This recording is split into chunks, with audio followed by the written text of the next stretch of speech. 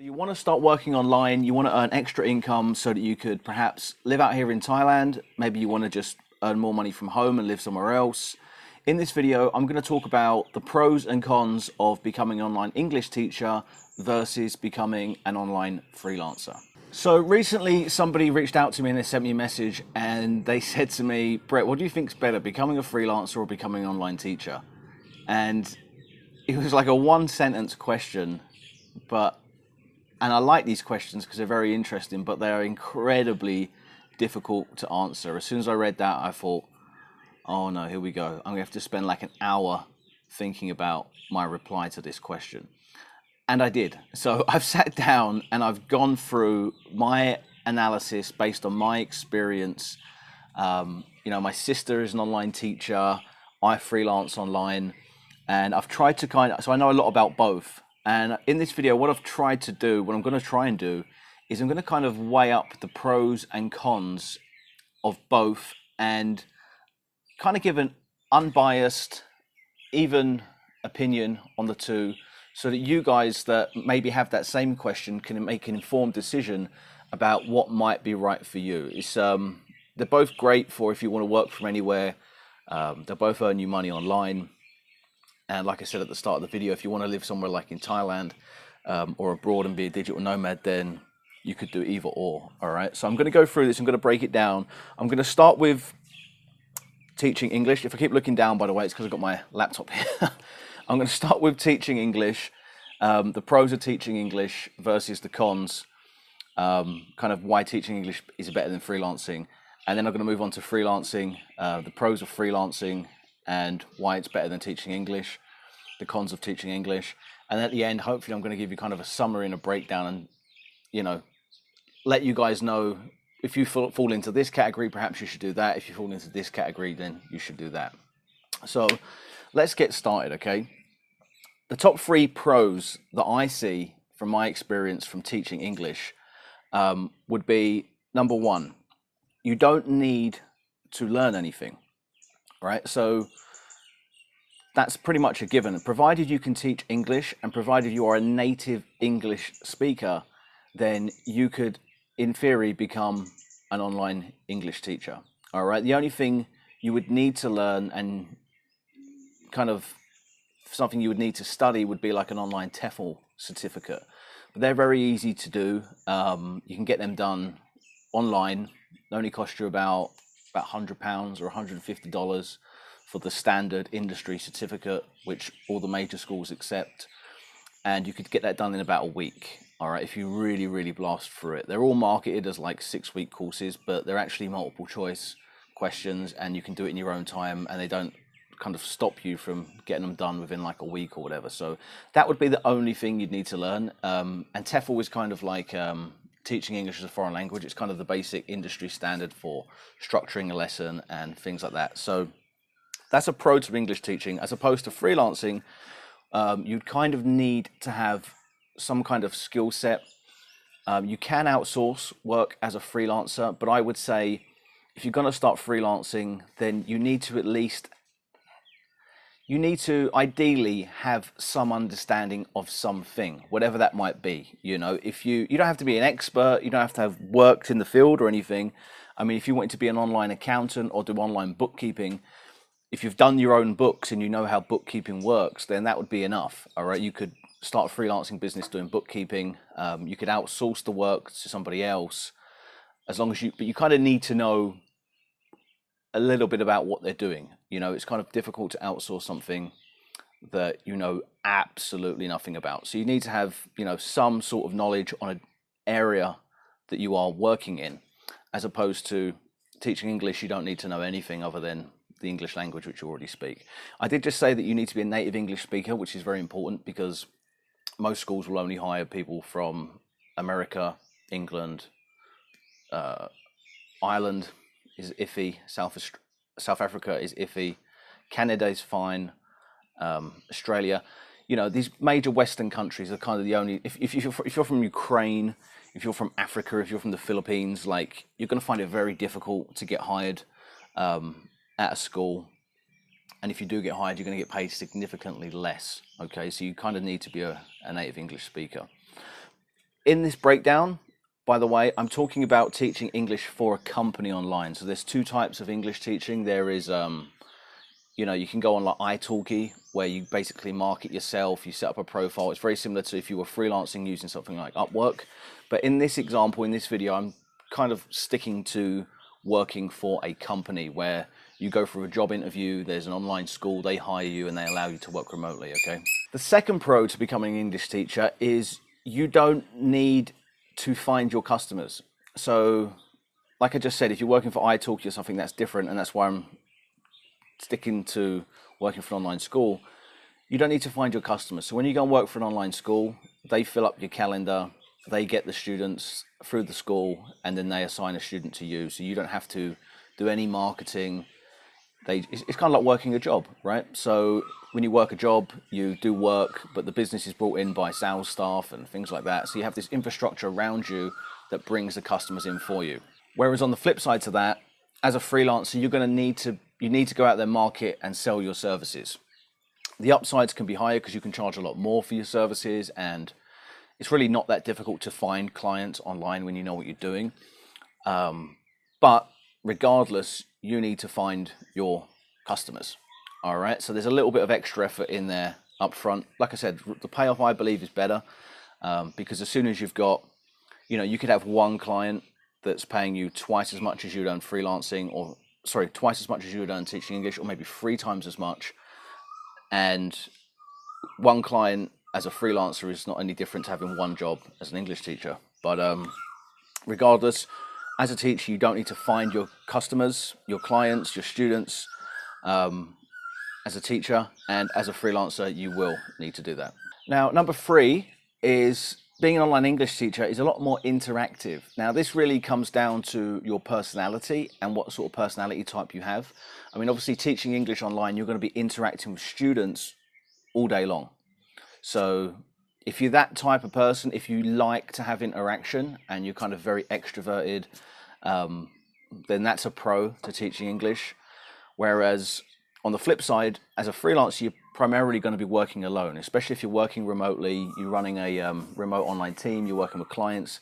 Typically, your client's going to hire you, pay you for a service, you're going to go off and just in your own time, you're going to do it. You're not going to be, very rarely, you might speak to your client, for my example, I might speak to some clients once every couple of weeks. But beyond that, that's kind of the only interaction I'll have with them or anybody else. I'll just be sat behind my computer on my own, doing things in my own time. So those are the 3 pros of teaching English. You don't need to learn anything other than you just need to speak English natively. You don't need to find your own customers, and it's interactive if you like that kind of thing.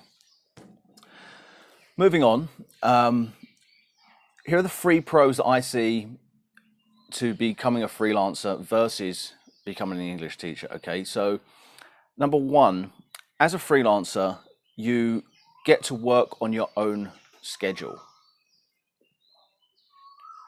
which for me is super important. If you decide you want to work online because you want to come and live in a country like Thailand, having the freedom and flexibility to actually go out and enjoy the country, do the things you want. If your friend calls you on a Wednesday night and he says, hey, do you want to go out to the bar for a beer?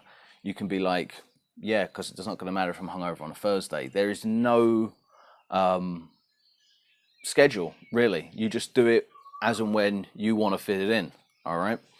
And on top of that, you're going to be working a lot less as a freelancer because you're going to typically be getting paid more, all right? So that enables your schedule to be more flexible, enables you to work more on your own time, as opposed to with teaching English, you're not working on your schedule. You're working on somebody else's schedule. You have students booked in for weeks and weeks and weeks. Your calendar gets full, and you have to kind of juggle your life around your calendar. So you're not really free. If you want to go on a holiday, like for example, if I wanted to go down to Pattaya for a week, or if I wanted to go down to Bangkok for a week, or if I wanted to go anywhere in Thailand, I would always be thinking in the back of my mind, well, I've got to take my laptop with me. Can't go out on that day, can't go out on this day, things like that, all right? So freelancing is cool because you get to work on your own schedule, basically. The second pro to becoming a freelancer is and this for me, this again is kind of a personality-based thing, but for me, like, I hated working for people. I didn't like having a boss, and I don't know. I always feel like if I've got a boss, like, I'm just subservient and answering up to somebody all the time. And when you're freelancing, you don't really have that. You're working for yourself, and when clients hire you, they are kind of looking to you for guidance. Okay, so it's almost like the roles are reversed. You're the expert in the equation. You make the calls on what needs to be done and what doesn't need to be done. You still execute, and they're still paying you to do it. But if you hire the right clients, and if you if you get the right clients and you do so in the right way, you shouldn't be working for anybody that's kind of dictating and telling you what to do, because they're coming to you for your help. All right, so you're pretty much your own boss, and you are the expert in the equation, as opposed to somebody else telling you what to do. If you're teaching English, you are always a employee of the company, and people can tell you, oh, you shouldn't miss this lesson, you should be on time. You can get penalized and all this crap, which I don't like about an employee-employer dynamic. I would always rather be an employer than an employee. Now, the third and most important benefit to becoming an online freelancer is you can make a lot more money, and you can actually build a proper business. So like I said, if you get one client as a freelancer, you're already in the same position as you would be fully employed as a English teacher.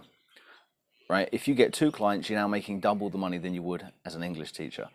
Whereas, if you're teaching English online, even if you're working for a good company, you're going to have a pay ceiling. Like, you're going to earn only so much money, maybe like up to about $2,000 a month, but you're not going to be able to earn any more than that ever, right? Unless you absolutely break your balls, maybe try to fit in work for two different companies, work 50 hours a week. You're going to be miserable. It's going to be it's probably impossible to do, because the amount of energy output that you need to have to do online teaching, like every hour of every lesson is high energy. Like, you're probably never going to be able to work 50 hours a week. I would say you'd burn out pretty quickly. So you are really capped. You're capped at how much money you can earn. You're not really building a business. You're always employed. If you get fired, you don't have a job. You have no income, right? Whereas with freelancing, you can earn a lot more money, and you can actually build a proper business. You can scale. You can bring on more and more and more clients. You can set processes up where you can outsource. You can start building an online remote team like I've done. And eventually your workload actually goes down as your income goes up.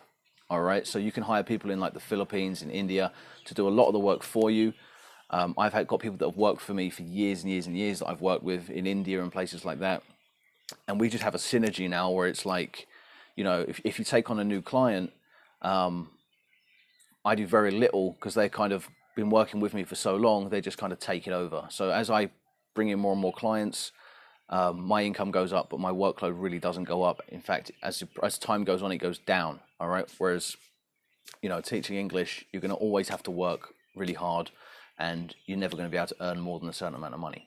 So that's the third pro to freelancing and the third con to teaching English. Now, in summary, I would start working either as an English teacher or as an online freelancer if you meet any of these conditions, all right? So firstly, I would start working as an English teacher if you have no other skills whatsoever, or no interest in anything else, and you're not willing to learn anything else. So for example, I find English teaching is good for people who are like basically technophobes.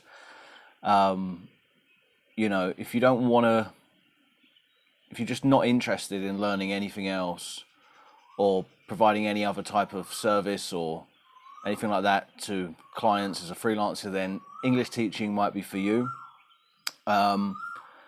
I would start working as an English teacher if you're happy working for somebody else.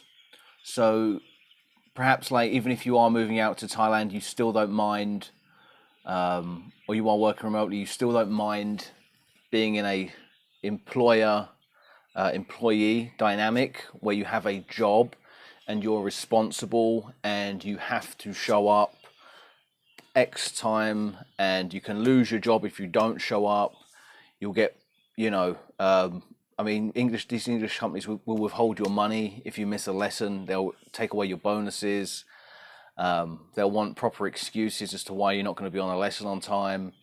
And it's quite strict. As long as you're happy to do that, if you're happy to have a proper job, then English teaching might be for you. And thirdly, if you already English teaching is perfect for somebody if you already have an income. So maybe if, like, I don't know, you're working remote, you're retiring, maybe you're like in your 60s, 70s, you already have a pension, and you don't mind the above, you don't mind a proper job. You might be a technophobe, and you just, at this point in your life, you're just like, you know what, I just can't bother to learn anything else. And you really only need 10 to 20, you don't really mind 10 to 20 hours a week, and you really only need a little bit of part-time income on the side, and you don't mind that whole dynamic, then English teaching may very well be for you. I would start freelancing if you fall into any of these three, okay? So if you want to work on something that you are actually interested in, so if you are passionate about a topic, if you really like doing something online, if you love online marketing, if you get a kick out of running Facebook ads for companies and then seeing their businesses blow up in a good way, if you like building websites, if you love graphic design, if you're a really good illustrator and you want to sell illustrations to companies and all that sort of stuff, if you're really interested in something, then freelancing is good, because it basically enables you to get paid to do what you're passionate about. So that's if you fit into that category, then freelance would be great for you. Second, if you want to earn a really good amount of money and not be capped at a certain ceiling. So I know freelancers out here in Thailand that literally earn 10,000 plus every single month freelancing. I've got a friend who does proposal writing. I've got another friend who does PowerPoint design. And the reason they can earn large sums of money is because they just build a business. All right. Now, as a freelancer, I talk about this in my free online course, which you can find in the description. You can actually build a lot of passive income as well.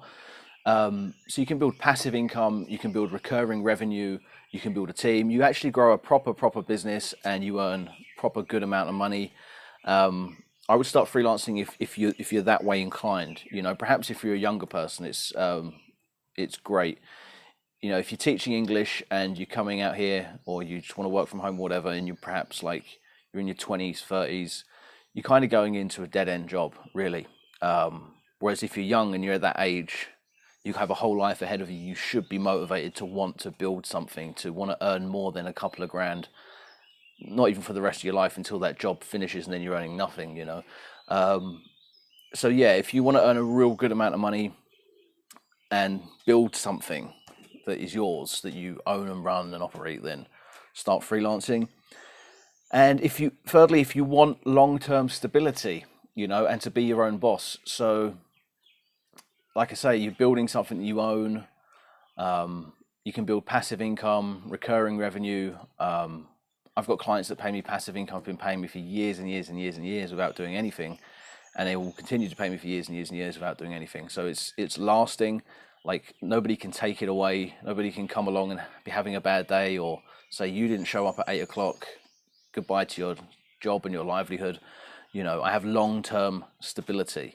And I've built that up over several years, and it's took more work. Obviously, I couldn't just snap my fingers and say, hey, somebody's paying me a couple of grand. It takes a little bit more work, but it has longer term payoff. All right. So I would start freelancing if you want long-term stability, and if you want to be kind of in control of your destiny and your life. That's it. That's my rundown. That's my breakdown of English teaching versus freelancing. I've probably been a little bit biased because I do freelancing myself, but like I said, my sister's an English teacher. For her, she actually has a degree in foreign languages, so it's actually a good fit for her. She also works another job as well, where she works for like a government organisation in Ireland to do with teaching and languages and things like that. But she does online teaching on the side. Yeah, like I said, I've been a bit biased. I've tried to give an unbiased view. Before I made this video, I wrote down all the pros and all the cons, and in the end I come up with 3 pros for teaching English, free pros for freelancing. But ultimately, it's down to you. A lot of it's down to personality, I believe. For example, I would never be able to teach English because, you know, I can't at 7 a.m., boom, have the energy and be like, hey, you know, that would drain the hell out of me. I don't have the personality for it. I'm not a super high energy person. Yeah, I much prefer just being flexible, and my energy comes and goes, and I just capitalize on it when it appears. But you know, so it depends on you. It really depends on your personality, I guess. But hopefully I've given you some stuff to think about in this video. I mean, this is based on my experience. Obviously, I'm going to have missed loads of stuff out. I'm sure you're going to let me know in the comments what I've missed out, and some pros to either or and some cons to either or. Like I said, the English teaching in this video, I was kind of just talking about working for a company. But yeah, that's it, guys. I'm going to put some links in the description. There's going to be lots of helpful information, additional information on both. All right, on both freelancing and English teaching. So hopefully they can help you. If you're interested in either or, can help you to make a decision and can perhaps help you to either become an English teacher or to become a freelancer or something like that. That's it for this video. If you have any questions, leave them down below. Don't forget to like, subscribe, and I will see you in the next one. Take care for now, guys. Peace.